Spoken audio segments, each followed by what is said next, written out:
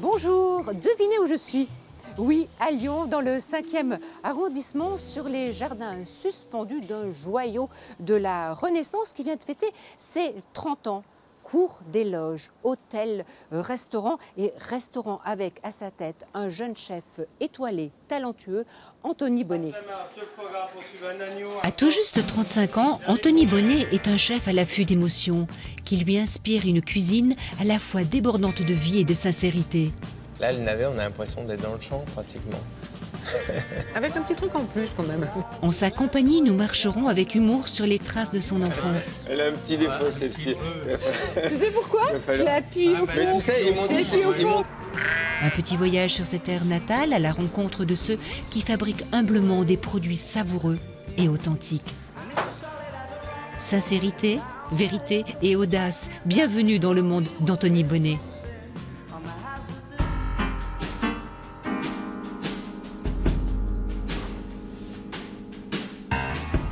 Imaginez Lyon à la Renaissance, époque faste où la ville accueille tous les marchands du monde en transit depuis les grandes villes italiennes, avec dans leur bagage les épices méditerranéennes qui allaient faire leur fortune.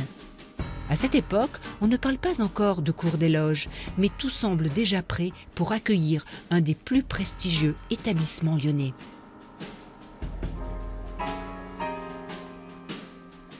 C'est un carrefour, Lyon. C'est un carrefour culturel, c'est un carrefour banquier, c'est un carrefour commercial. Tout le monde passait à Lyon. Et du coup, Lyon s'est très vite peuplé et ça avait beaucoup d'importance. Et surtout, on était sur la route de l'Italie. D'où peut-être un peu on retrouve l'architecture italienne? Et bien sûr, parce que les plus malins, les plus artistes, les meilleurs marchands, ça a toujours été les Italiens. Ils venaient ici, ils se faisaient construire des maisons. Mais ils faisaient venir leurs architectes pour construire comme chez eux là-bas.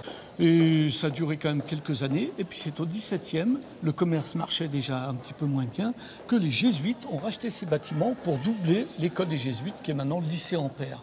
Tout allait très bien jusqu'à la Révolution, où là on leur dit vous avez 5 minutes pour dégager le terrain. On a jeté les jésuites dehors et c'était revendu à des particuliers. Mais le malheur, c'est que ça a vieilli et mal vieilli parce que c'était devenu un quartier pauvre. Plus personne ne voulait habiter Très ici. très pauvre, oui. Ce qui fait qu'arrivé dans les années 80, tout ça a été frappé d'arrêté de péril. C'est qu'on devait démolir et c'était revendu à des particuliers qui ont décidé de créer un hôtel de luxe à la place de ces anciens bâtiments qui étaient sordides. Il n'y a pas d'autre mot. On rentre? On va voir, Hein? ça change.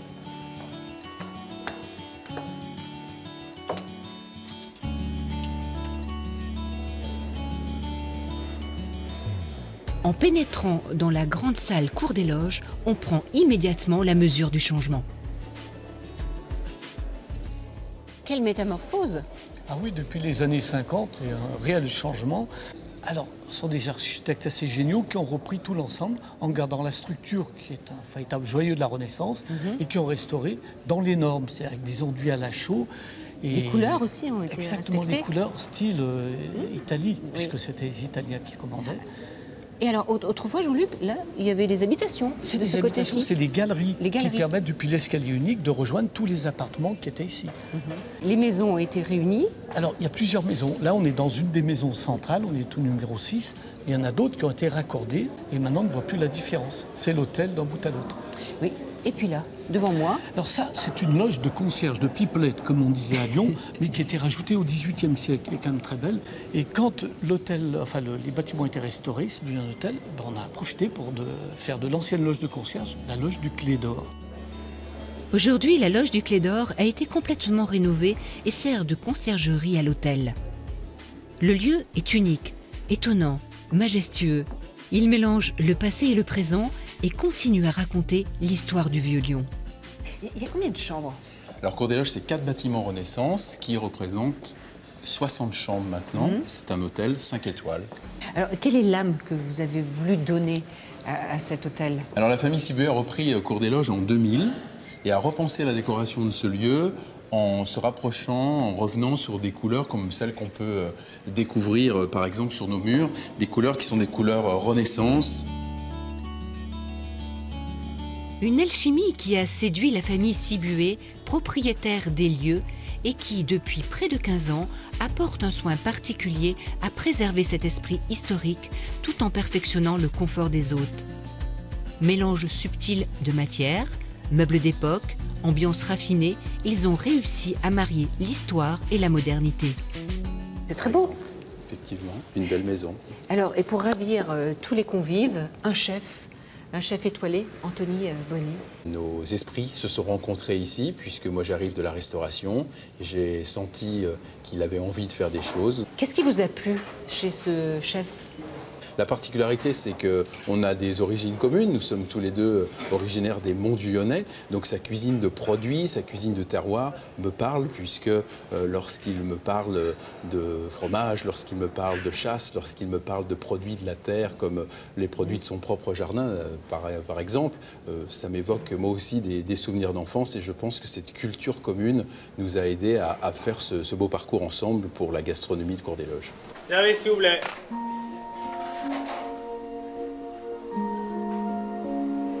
C'est à la ferme de l'Abbé Rosier que le chef m'a donné rendez-vous. Cette ferme urbaine, située à quelques minutes de Lyon, est le seul producteur de légumes du restaurant. C'est aussi le jardin d'Anthony, qui, dès qu'il le peut, vient échanger avec Samuel le jardinier. Un moment de partage essentiel à la cuisine du jeune chef étoilé. Ils sont pas trop forts encore. Hein. Mais ça, c'est vraiment là en début de saison. Là, d'ici quelques jours, ça sera plus possible. Alors Anthony, là vous êtes bien, vous êtes dans votre élément. Hein. Le jardin, la nature, le grand air. Ouais, on a un beau soleil en plus. La petite rosée le matin.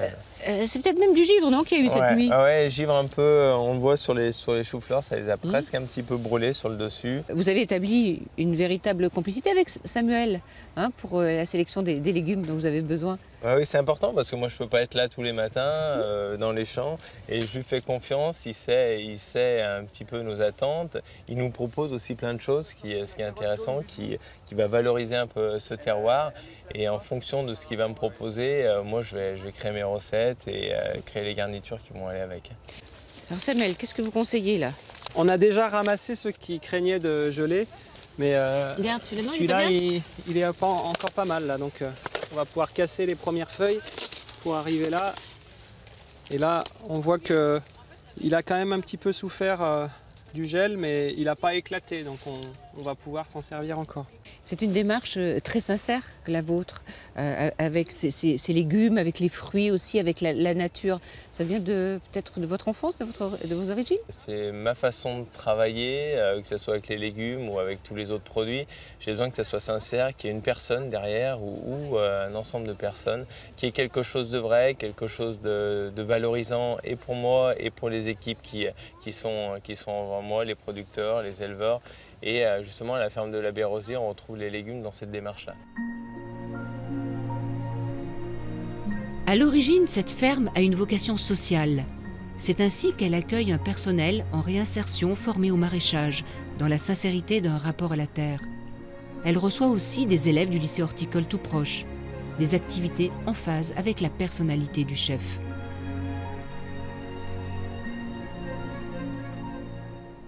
On a monté un vrai partenariat avec la Cour des Loges et le chef Bonnet.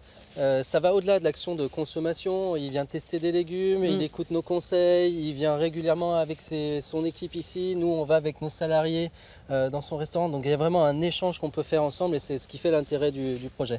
Puis il aime, il la vit cette terre, ces légumes. légumes. Là, il vient contrôler régulièrement la qualité, il vient nous aider, il vient récolter. Donc c'est pas tous les chefs qu'on voit comme ça venir à mettre les mains à la terre. Et alors, il y a plusieurs domaines, plusieurs activités? Oui, alors nos salariés, ils font du maraîchage, effectivement, de la production de légumes bio, mais aussi de la vente de prestations. Donc on enlève les déchets dans les restaurants et on travaille sur l'économie circulaire. C'est-à-dire que les déchets des cuisines reviennent ici, sont compostés et repartent dans les cultures. Et les légumes qu'on leur vend ont bénéficié des déchets qu'ils ont créés. Et je suppose qu'Anthony le fait. C'était le premier à le faire. Le premier? Exactement. Bravo Anthony. Et je le vois, je reconnais la doudoune rouge d'Anthony. En termes de goût, l'acidité de l'oseille et de l'oxalis, ça se recroise. Ouais. Je trouve que l'oxalis, c'est même plus acide, tu vois. Ah bah là, ouais. Celle-ci, ouais. Après, ça fait vraiment une pointe. Super bon. Ah ben vous êtes là, Anthony. Heureusement que j'ai rencontré Maxime. Je sais pas où vous étiez. On est en train de ramasser quelques herbes aromatiques que j'ai découvertes là, il n'y a pas très longtemps et qui sont vraiment intéressantes. C'est un estragon du Mexique qui a un côté assez vif. Vous aidez le chef à cueillir quelques... c'est lui qui cueille, c'est lui qui choisit comme ça. Il choisit. Faut goûter quand même, c'est assez puissant. Hein. C'est intense, hein. Ah oui, c'est puissant. Hein. Ouais. Moi, j'aime bien tout ce qui a beaucoup de caractère et ça en fait partie. Alors quelles sont les plantes qui poussent ici? Alors l'intérêt c'est de pouvoir faire des plantes à la demande du chef et de s'adapter. Donc on peut retrouver de l'hysope, on peut retrouver de la menthe, des œillets d'Inde, etc. C'est vraiment des plantes à haute valeur ajoutée qu'on va faire sur commande. C'est l'intérêt aussi de ces serres, c'est de partir sur des choses que personne ne fait ailleurs. Il y a un échange tous les jours pour essayer de tirer vers le haut nous les producteurs et puis eux nous proposer des choses intéressantes pour valoriser tout le monde. C'est ce qu'on disait, un véritable partenariat avec Exactement. Anthony. Hein. Un partenariat. Et toujours dans le respect parce qu'on est chaque fois sur des cultures sans pesticides, sans produits chimiques. Donc nous on peut valoriser la fleur, la feuille, la racine sans problème.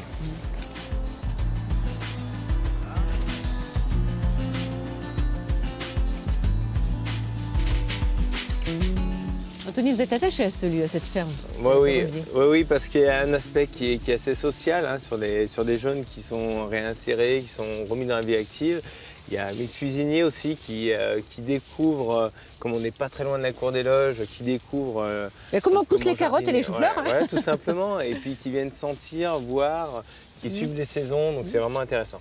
Et puis vous recevez les maraîchers. Oui, on les reçoit sur place pour qu'ils viennent goûter quand même leurs légumes jusqu'au bout. Nous, comment on va les valoriser, les cuisiner et comment on va le dresser dans l'assiette et le déguster tous ensemble.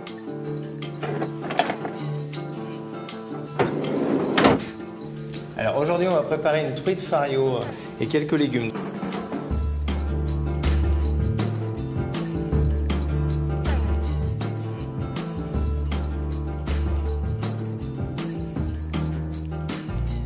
Donc le poireau, on va le couper en 4.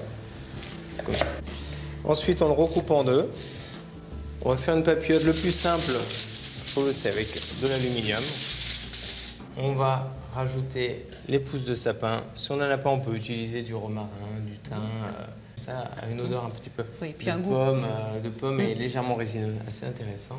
Et le miel, alors pourquoi le miel de la cour des loges, Anthony? Alors, on a installé 3 ruches, c'est la 3e année. Cette année, on a récolté 80 kg de miel. Ah ouais? C'est juste incroyable pour des ruches en ville. Très floral, sur des notes de fleurs blanches. Pas trop pour pas que ça domine. Urbain. Ouais, de la colline de Fourvière, je pense. En plus, il a été béni. Ouais, je pense. 2 petites noisettes de beurre. Le beurre, et l'ail, on l'écrase juste pour qu'ils viennent parfumer pendant la cuisson. Un peu de sel. Une petite pincée de sel, pas de poivre. Et il va cuire en fait avec son eau de végétation qui est présent naturellement dans le légume. 35 minutes à 180 degrés. Ensuite, on va préparer nos petits navets. Il faut les goûter pour savoir si on les épluche. Ça doit être puissant, mais pas piquant, pas trop piquant. C'est pas piquant du tout. C'est Anthony ou la passion des légumes. Donc là, j'ai choisi 2 navets. On a le navet boule d'or et le navet violet. Oui. Un petit peu de bouillon de légumes. Un peu de thym. De thym. Hop. Du sel. Et on va laisser cuire quelques minutes. C'est assez rapide. Hein. Juste avant, on va faire revenir nos cassis pour extraire l'eau du cassis. Donc là, on fait suer nos oignons tout doucement. Et on va rajouter quelques gouttes de crème de cassis. Que quelques gouttes, hein? Il faut être généreux quand même. Voilà. Quelques gouttes à la lyonnaise. Si les cassis sont éclatés, on va verser le jus du cassis sans s'en mettre de partout parce que ça tâche. On va saler légèrement les filets. Là, sur des filets, on va faire une étape en 2 cuissons. Une première cuisson qui va nous permettre d'enlever la peau. Donc on le remet dans le beurre de l'autre côté. On va venir les rouler dans le beurre qui est déjà parfumé avec l'ail, le thym.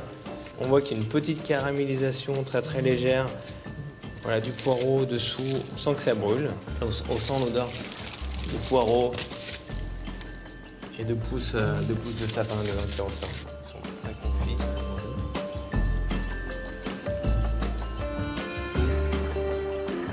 On va apporter le cassis vraiment comme un condiment. c'est pas quelque chose qu'on mange à pleine cuillère. On va déguster? On va déguster, c'est parti. Ces légumes. Ouais, la truite, avec tous les petits légumes qu'on a pu ramasser ce matin. Allez. Cuisiner, c'est vraiment ça, c'est la maîtrise des cuissons, des températures. On a une juste cuisson du poisson, c'est important. On a le goût du poisson, la texture, on a grâce à la cuisson. Un relief en bouche, bravo, une attaque et une longueur. Ouais, c'est très bon. Bravo. Anthony, ça fait 10 ans que vous êtes chef ici, Cour des Loges. C'est un lieu chargé d'histoire, c'est un lieu de caractère. Pourquoi vous y sentez bien? Je trouve que c'est un lieu qui me ressemble parce qu'il y a plein d'émotions, il y a plein d'histoires, il y a plein de choses dans tous les lieux. Il y a de la perfection et de l'imperfection dans la rugosité des pierres, dans plein de choses qui ressemblent un petit peu à ma cuisine. Avec beaucoup de caractère. Caractère. Ouais. Vous aimez les gens, les choses, les produits qui ont du caractère? J'aime les choses vraies déjà, les gens vrais, les produits vrais, sans artifice. Et après ça, moi j'aime créer une cuisine autour de ça. J'ai besoin de cette relation qui est importante avec mes producteurs, avec les gens en général. Avec tout le monde. Ouais. On ne triche pas. C'est important. Ouais. Ouais.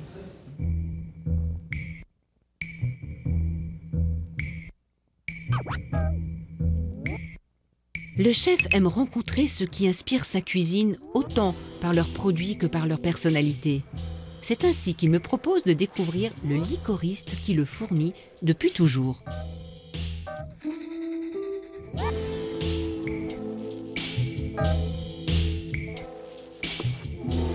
Alors, après vous faites les 75 après? Oui, je fais les 75. Depuis leur création, il y a près de 150 ans, les sirops Crozet ont vu se succéder 3 générations à leur tête.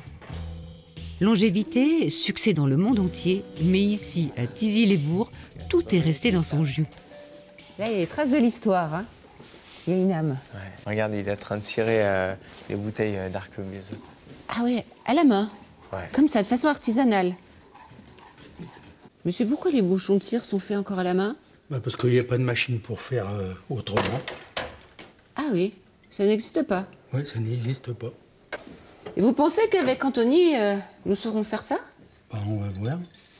Anthony, tu commences? Moi, je veux bien essayer, parce qu'on les casse, nous, quand on se sert des alcools, mais c'est vrai qu'essayer, la matière est... Penchez peut-être un peu la casserole. Ouais. Prenez-la bien. Hop, jusqu'à là, c'est bon? Ouais. Après, il faut la tourner, la bouteille. Et vite. Comme ça. Il n'y a pas qu'une affaire. Hop, ça me fait penser un peu au chocolat. Ah, elle est belle, regarde. C'est pas mal hein, pour une première. Hein. Et assortie à la doudoune. Pour un débutant. Super.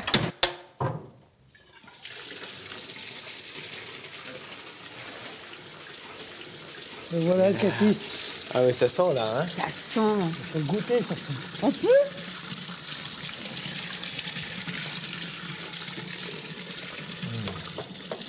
On est sur le fruit là. Hein. Là, on est vraiment sur le fruit du cassis. Hein. Vous, qui vous a appris à faire ces sirops, ces liqueurs? Alors moi j'ai appris avec les registres de mes aïeuls, donc de mon grand-père, de mon arrière-grand-père, que l'on a toujours. Et donc on a mis en application ces recettes. Et puis après, c'est le fait de travailler le fruit. On apprend. On apprend sur le tas, il n'y a pas d'école pour ça. Il faut pratiquer pour apprendre. C'est un produit que j'affectionne, je trouve, qui est presque un petit peu poivré, très puissant, avec de l'acidité et de l'amertume à la fois.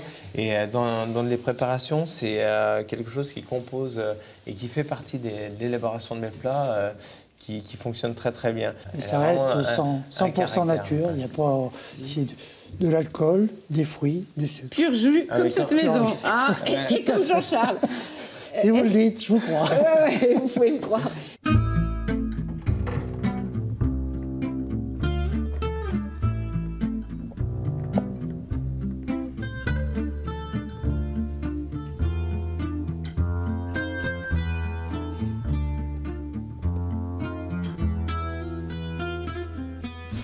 Allez, on goûte? Oui, bien sûr, on va le goûter. Voilà. On l'a vu, maintenant on goûte. Voilà, avec très bien. l'étiquette d'époque. Donc il fait partie d'une gamme de 50 parfums quand même. Mais bon, c'est le produit que je préfère et qui est préféré par beaucoup. Il y a de l'alcool à citron, mais il rentre aussi de la fraise, de la framboise, de la vanille et même du cacao. Plus autre chose, mais ça... C'est super ce lieu. En plus, avec quelqu'un qui est passionné, ils sont 2 frères, mais juste extraordinaires, ça reste artisanal, ils font des choses incroyables, ils sont pas très connus et pourtant je trouve qu'ils sont au-dessus de beaucoup de gens et on a envie de les découvrir, on a envie de découvrir toute la gamme et en cuisine, comme en dégustation, on a des émotions à chaque fois. Ouais. Merci Jean-Charles. Merci à vous. Merci. Vous vous êtes déplacé jusqu'à Tizy, Sans malgré le froid.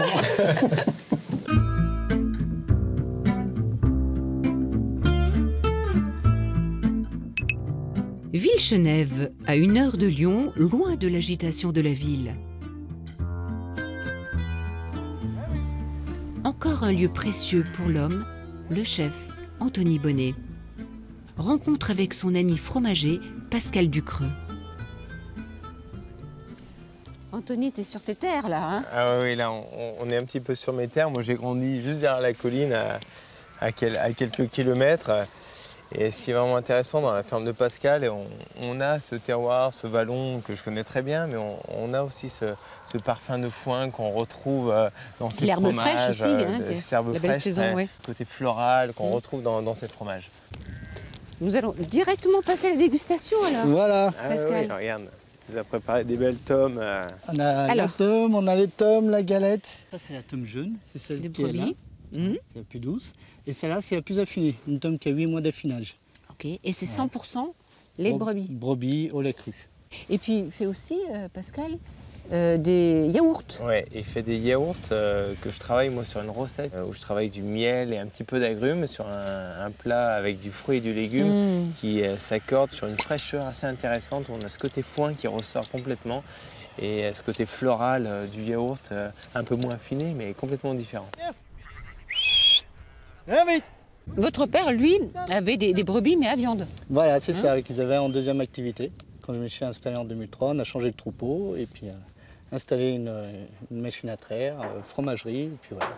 Et c'est vrai que dans la région, en fromage de brebis, on n'en trouve pas énormément. Hein. Il y a des chèvres. Il y a des chèvres, il y a beaucoup de chèvres, mais et c'est là où on se rend compte qu'on a quand même un beau terroir pour la brebis quand même. Ah oui, elles se plaisent bien. Ouais. Et puis elles sont élevées dehors, au bon jour. Mais bon, l'hiver, tu es obligé, obligé de les rentrer. Du mois d'avril jusqu'au mois de novembre, elles sont dehors. Les journées. Hein. Ouais. Ce n'est pas fort. C'est très fin déjà, au nez. Ça a du goût sans être fort. À moins de le travailler. C'est tout à fait ça. À moins de le travailler pour qu'il soit fort, mais le lait de brebis à la base est plutôt doux. Ouais. Le chef Anthony Bonnet qui utilise vos produits, c'est une fierté? Oui, c'est un honneur pour nous, ouais, tout à fait. C'est une bonne valorisation pour nous, ouais. Plutôt fier, ouais. Mais j'ai envie de le dire, c'est aussi une fierté pour moi de valoriser ces produits-là, parce que c'est les produits de la terre que je connais et merci. Je sais le travail qui est en amont aussi, c'est important.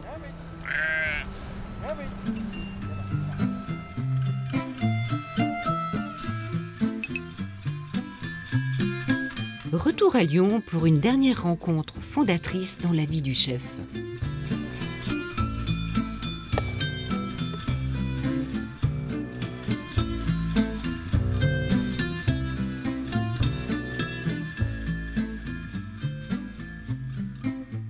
Il partage avec son mentor une réelle complicité amicale et culinaire.